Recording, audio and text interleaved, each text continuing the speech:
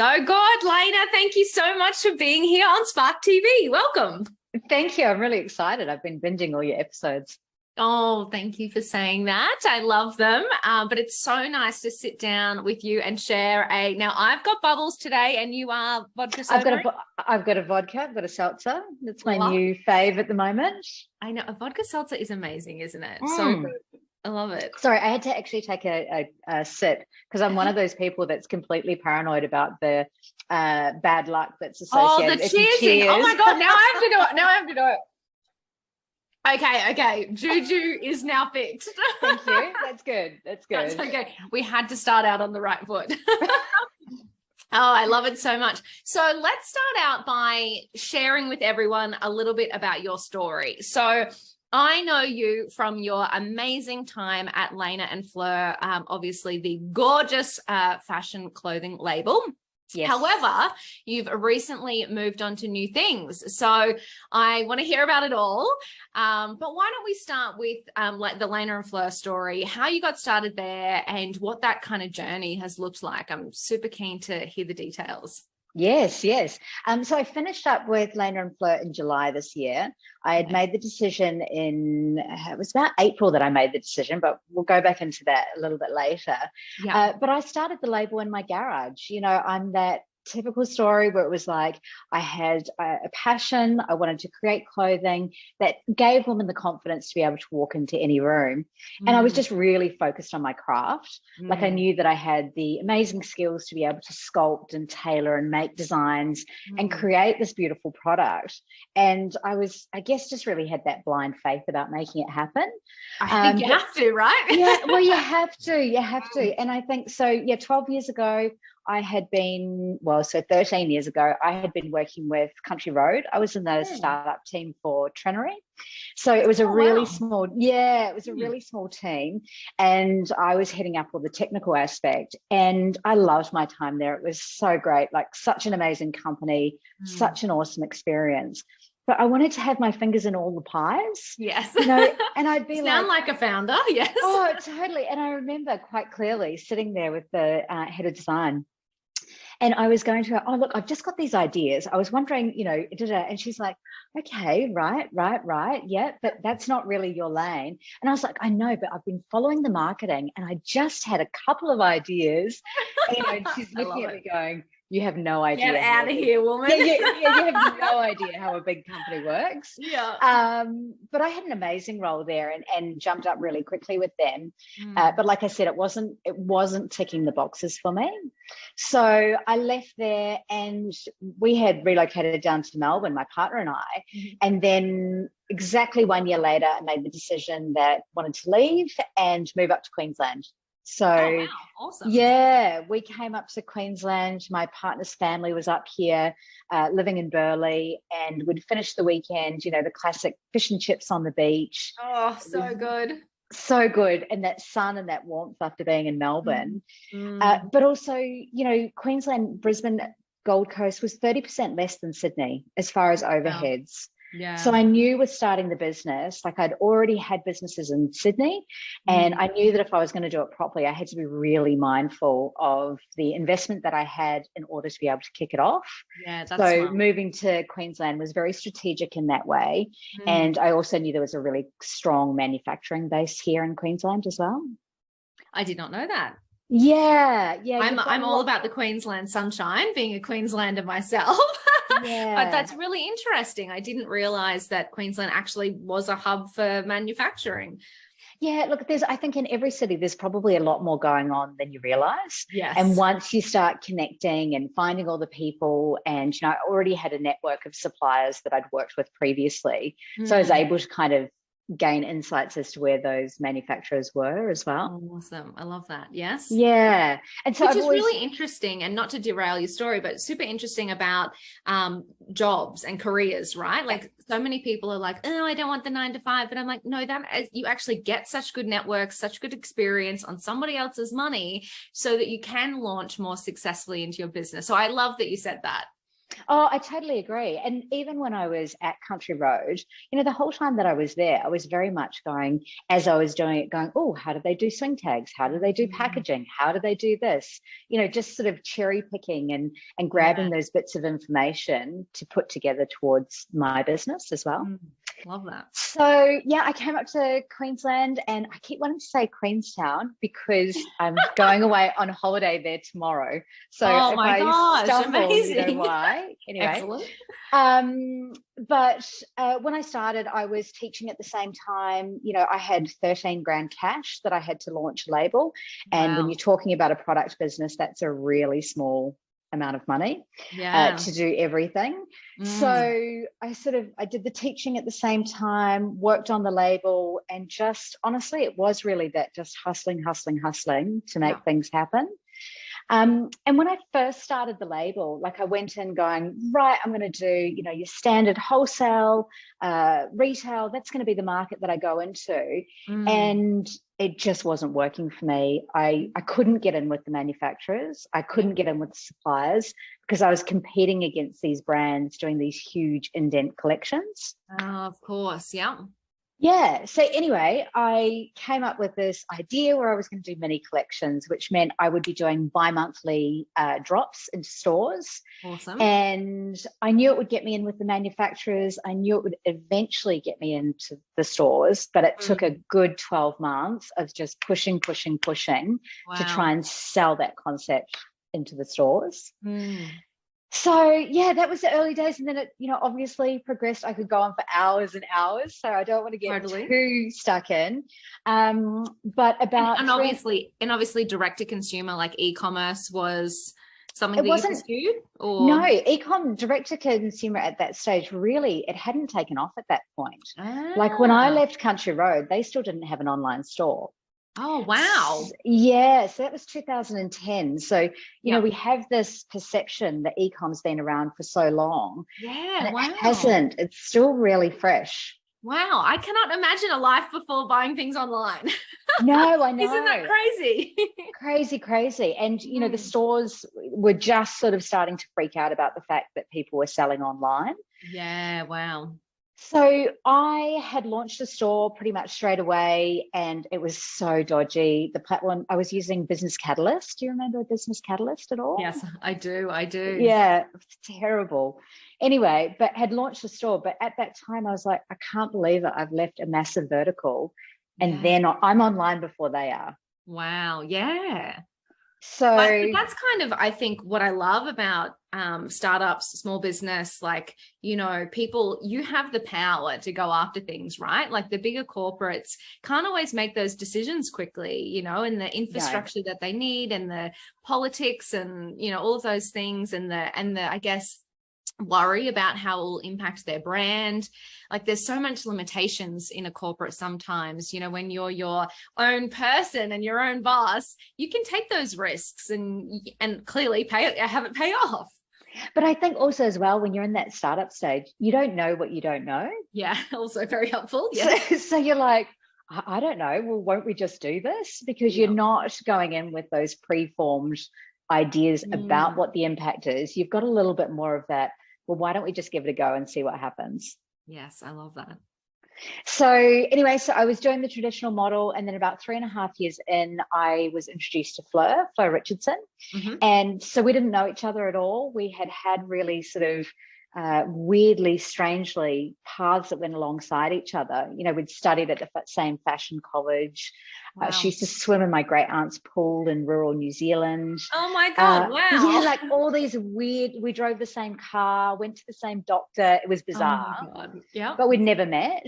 But so she started mentoring me from the financial aspect. But really quickly, there was just a match for us straight away. And it was just one night that she sort of said, well, we were talking about something. And she said, well, unless, of course, you're looking for a business partner. And I was pregnant at the time. I had so much going on. I was like, yes, I am. And it really was kind of, it was that sliding doors moment for us that it happened that quickly. Wow. But for us at that stage of the business, it meant that we could take really specific lanes within the business to scale it as well. Amazing. That's so good. Yeah. So it was probably about 2 years, oh no, probably about 18 months after that, that we switched to be pure play online. Okay. We had, I had been dabbling with learning how to do Facebook advertising at that stage. And that was literally just when it had kicked off, I think. Wow. It was such early days. And I did an Ezra Firestone course. You know, Ezra Firestone? Yes. Wow. Oh my God, I love him. Yes, me too. My friend and I, Sky, who's the owner of Ruby Olive, I love Sky as well. Yes. Oh, she's amazing. But we shared the course. You know, that was back in those days where you're cool. like, oh my God, $500. Split the cost, yes. We got to split the cost. We got to make this happen. That's so cool. But we just sort of launched into it, and I think within a year we had doubled revenue, and we had started to really capture an online audience in that time. That's amazing. And self-taught yourself, Facebook ads. Yeah. Wow. Yeah, I've never had any formal training in marketing, advertising, or digital. Wow. But I'm a craver for learning. Yeah. So if I've got something new and I can learn how to do it, and I think my mind just goes, oh my goodness. And sort of, especially with digital, it's forever learning, right?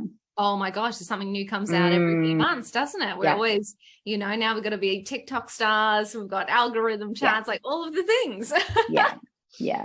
And I guess, look, there's a huge journey in between there as well. But, when we're coming towards the 12-year part, that's where we'd hit the $10 million mark. We had an amazing, very active audience as well. Garments still selling out within 24 hours when we had key pieces releasing. Yes. And about 8,000 women in the Facebook group. But active members around 85%, so huge. Wow, that is enormous. Yeah. So what prompted the decision to leave? Do you know what? It was interesting. I was listening to your episode you just released with Juliet Kirby. Oh, yes. Yeah, with Crack the Coconut. Yep. And when she was talking about burnout.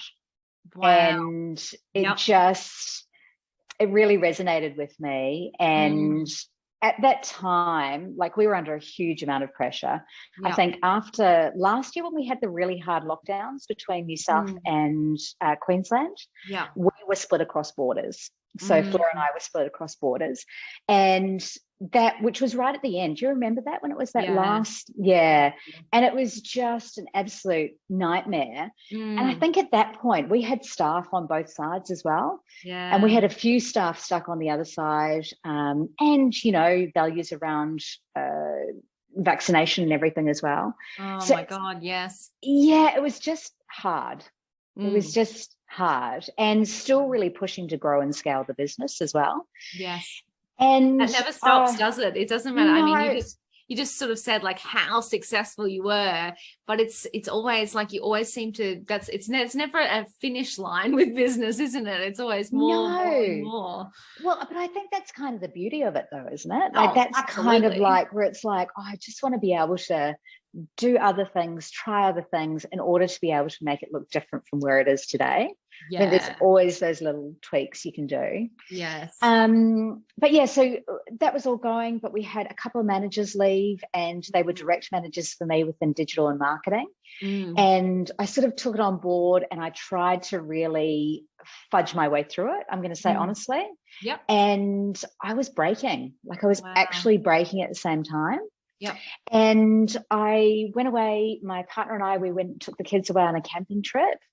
And my son's 9 and his boys 14 and 16. Yeah. And we went away to Woody Heads, and it was right after the floods. It was mosquito infested as well. Wow. So I was not having a great time. Oh no. But anyway, where you're I must relax. I must relax. I must be a great mom. I must be a great mom. I must be a great mom. I'm so good at camping. Let's do this. But I think it was on day 2, and Jeff had made a breakfast, and we were talking about who would take the rubbish out. I know this sounds so ridiculous. No, it's always the small things. Yeah. And I saying to the boys, well, come on, if one of you guys can take the rubbish out. And they all just sort of walked away being kids. And I just lost it. Oh, yep.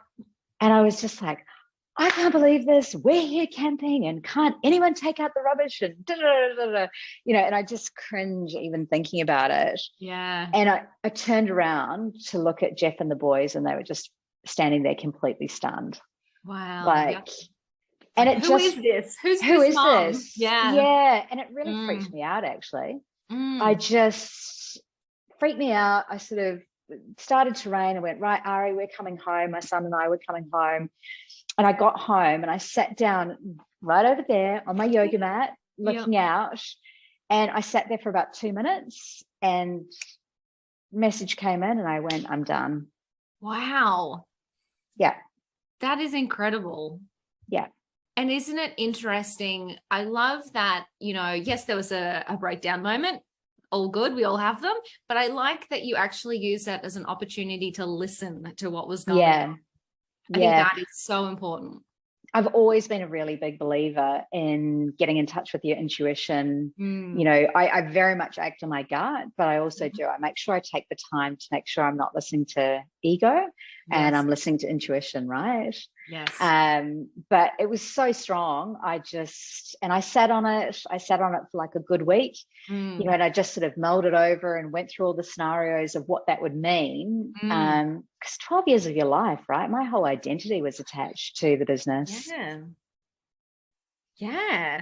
So then what was that process like? Like, how did you actually go about telling friends, telling family, telling your business partner, like navigating the actual leave? Like, your name is attached to the business. I can't imagine that was just an easy process. No, definitely not. And I think with the name aspect, because I've had lots of people ask me about that, before we were Leina and Fleur, the brand was Leina Broughton. And then in 2020, we changed became Leina and Fleur. But it's a brand. Yeah. So it is my name. But, we had 27 staff. We had huge database of customers. It wasn't me. Yeah. It was a brand, if that makes sense. Absolutely. Even though obviously it is my name. But lots of conversations with my partner, really mulling over what it meant. He was super surprised. He was not expecting that. I don't think anyone was expecting it, probably including me. Yeah. But the main part of the process was going through it with Fleur. Fleur and I had been in business for 8.5 years together. And for anyone who's got a business partner, it is the roller coaster of a lifetime. Oh, yeah. Yeah, absolutely. You got the peaks, you got the troughs, and you got all the curly bits in between. But the one thing that Fleur and I have always done really well, I think because we didn't know each other going into partnership together either, we've always been really thorough with the paperwork side of the business. So when we went in, we had an agreement going into the business together. And then as we got to those later stages, we had a really solid shareholders agreement as well. Amazing. Yeah. So it meant that when we did come to this situation, we were both able to navigate it because we'd already made those decisions about how it would play out before then. That is like, put a pin in this, a piece of advice, because it is so, so important, isn't it? It is. Whether you're in business, so in my other business, Scrunch, I was in business with a partner, and you just, when you go into business with, whether it be with a partner or whether it be with, a business owner, you really do have rose-colored glasses on. Oh, yes, you just think the world is your oyster. Like, we're going to take over the world together. Well, even with Fleur, even though we didn't know each other, like I remember us being in my backyard in Palm Beach, champagne, and we're going to do this right. This is what we're going to do. And, but the shareholders agreement definitely evolved over time. Like as the business grew, thanks to our amazing, team of advisors that we had in the business. So accountants and lawyers saying to us, you need to have a solid shareholders agreement. Good. Yes. So good. Yeah. So I think it all up, it probably took us about 6 or 7 months for us to finalize that shareholders agreement. So I definitely don't think that, for those who are out there watching this and who are looking at partnership, it's not something, those agreements don't happen quickly. And if you're trying to sign off on them quickly, you're probably signing off on the wrong thing.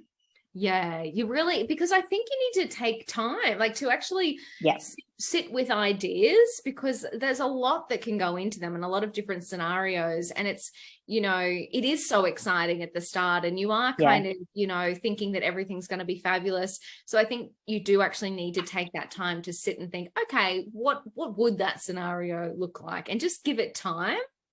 Absolutely. So when we were in that process, I honestly never thought that I was going to leave the business. So it wasn't until I was in that stage where I was like, I cannot ignore this message. I cannot ignore what every part of my body and bones is telling me. I've got to follow through with this. And I was like, thank goodness we've got it there.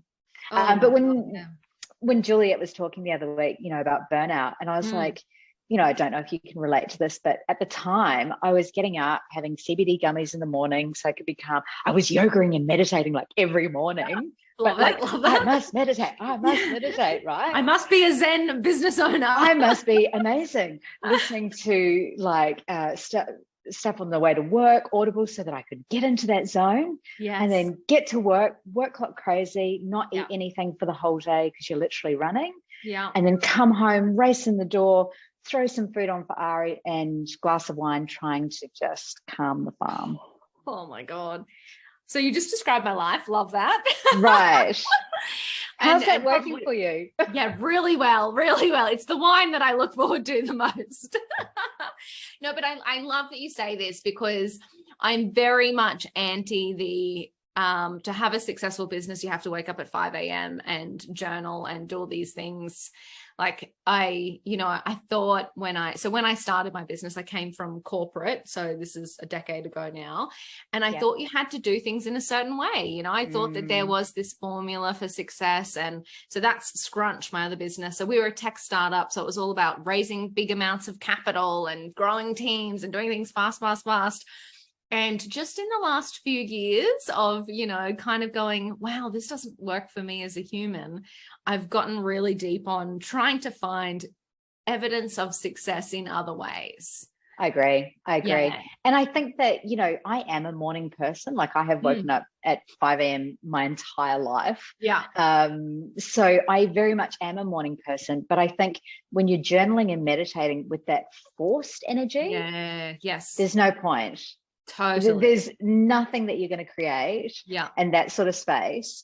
If you're really, and I do also think though as well that at different stages of growth in our business, it does require a bit more than what the average person would be prepared to give. Absolutely. So I don't for a second believe that it would have been easy sailing if I'd done it any other way. But I could have taken that time in the morning to just sit there and slowly have a cup of coffee or maybe a cup of tea, not have caffeine, and I think that would have actually had a lot more impact than what I was trying to achieve with being the best of the best. Yeah. And also though, I think you don't know if you don't try, right? Like Totally. I also love that, there are seasons. Everyone's talking about seasons of life at the moment. Yes. And I like how you said that, and especially in the early days, if you want to do big things, I don't know if you can do it without working a little bit harder than most people are prepared to. But, there are seasons, and sometimes we go hustle. And then we go, you know what? I really need to look after my family right now. So I've kind of got to dump back and But you know how you were saying about like with Scrunch when you're going for the, the funding and there's, and I know that culture, Fleur and I had developed software for our business that did all of our operations, apparel suite. Oh, and wow. And we had developers actually do the developing, but we created it and it's still operational in the business now. Wow. But we went into that startup land and so we'd won a weekend and they're like, yep, you've been put into the startup group and you can start building out, the platform. And you get in that whole thing. Oh, yeah. And I think for me, it's that, and the tricky thing is with digital is there is a speed, but I think the levels of growth that we put on ourselves, that's where a lot of the pressure comes. Like slow growth is actually amazing. And do you think do you also think that perhaps we are the ones that put the most pressure on ourselves? Oh, I am the most competitive person with myself. Yeah. Like I've done every single personality test thing that there is out there. I'm not a competitive person except with me. Yeah. And I'm constantly going, well, how are you better than yesterday? Yes. How are you better than last week? How are you Yes. better than last year? But I think with leaving the business, my perception of what better is very different. So let's talk about that. What's next? I know that so I've been stalking you on Instagram, obviously, and I know that there are new things in the works. So what does the future look like? There are definitely new things in the works. So while I'm saying I wanted to have all this time and switch off, oh, I know you. it hasn't. At the same time, it's my soul. It's my blood in my veins. I love business. So I'm now offering business coaching. So I'm looking at working with ambitious women who are ready to grow and scale their business. And I know it's a number, but who haven't hit the $1 million mark. Yeah. Okay. Awesome. Yeah. Because I know what it feels like when you're in that space, and it just feels like that's that first step.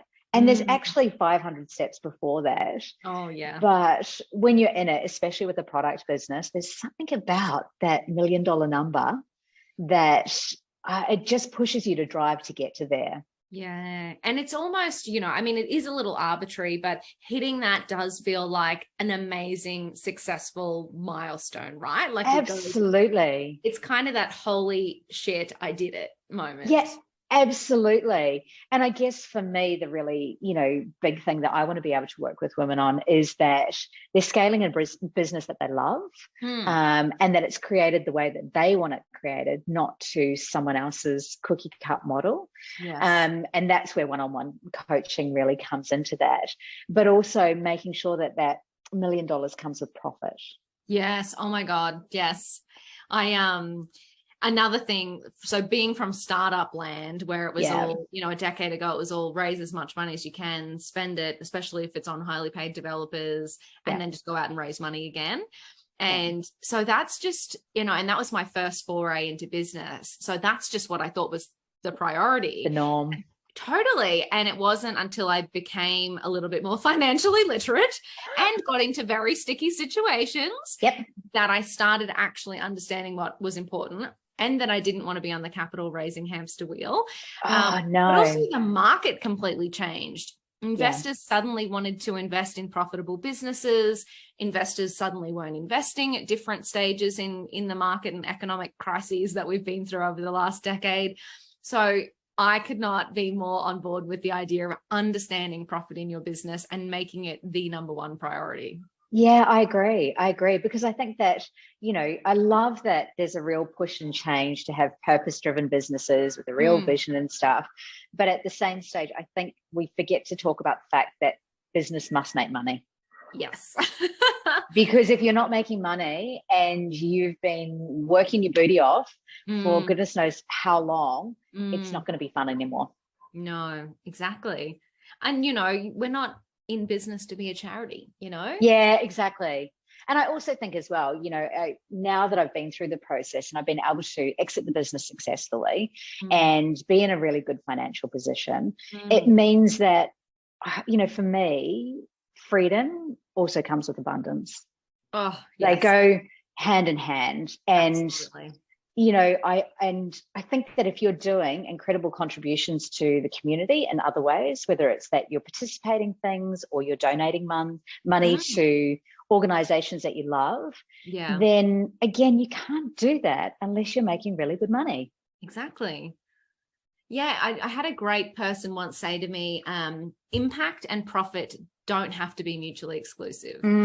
So, and in actual fact, exactly what you just said, if you don't have the profit, how do you make the impact? Yeah, exactly. So, I love that so much. So thinking about women in business, what are your, reflecting on the last 12 plus years in business and this new foray, what are the big lessons that, us as women in business really need to be thinking of when we're getting started? Great question. Too big. Like, okay, we need another bottle of wine and another ale. Well, I was going through, where do you start with that one? But I think, based on the numbers is know your numbers.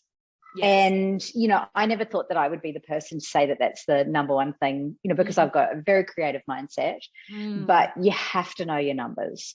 Yes. And I think the other thing is as well, is that you need to be able to read and learn and understand contracts. So that doesn't mean that you have to be a lawyer. It doesn't mean that you have to be an accountant. But if you literally just take the time to read contracts slowly, you're smart enough to be able to understand what you do know and ask questions where you don't. I think the other thing as well is really understanding and reflecting on a regular basis where you are, where you've come from, and where you're heading. Because I'm a really big believer in making practical and simple steps to get from where you are to get to where you want to go. But if you don't know where you are right now, then you can't work out the gap in between. So, and then one more I've got, do it your way. Like, just do it your way. And it doesn't matter if that's not the way that it's done. Every single major success that we had in our business was through us doing it the complete opposite to what we were told. Yeah. Wow. Yeah. I just saw this, a couple of people chatting on Instagram about things. And it's really interesting that you bring that up because, you know, there's some coaches and mentors and programs who kind of are a little bit more, I guess, advice driven, and you've got to do it this way, you've got to do it this way. And it's really put people off growing in their business because it hasn't felt right, or they've made the wrong decision. So I love that you just said that do it your way, because that's also what sets you apart in business. You know, it makes you show up for your business because you love it, but it also helps differentiate you. I agree. And I mean, if we're talking about, you know, the biggest medium at the moment, which being video, right? If you're someone that doesn't love doing video, I think you should start practicing, because the more you do it, the more natural it becomes. But if it's not your jam, while you're gaining the confidence to be able to do that sort of thing, you have to do other things first. So if you're just being told, no, that's what you got to do, you've got to do that, you've got to do that. Well, there's usually only one way that you're going to do, and it's falling backwards, right? Because you go, well, I'm not good enough, I can't do it, I can't do any of that stuff, I'm not going to be able to succeed. Instead of, hold on a second, why don't I try something else? There's always a path. Always, always. Oh, I love it so much. You are fantastic, Leina. Thank you so much for coming on Spark TV and sharing your story and your wisdom. You are absolutely incredible. Thank you. Thanks, Danielle. I really appreciate you having me on here.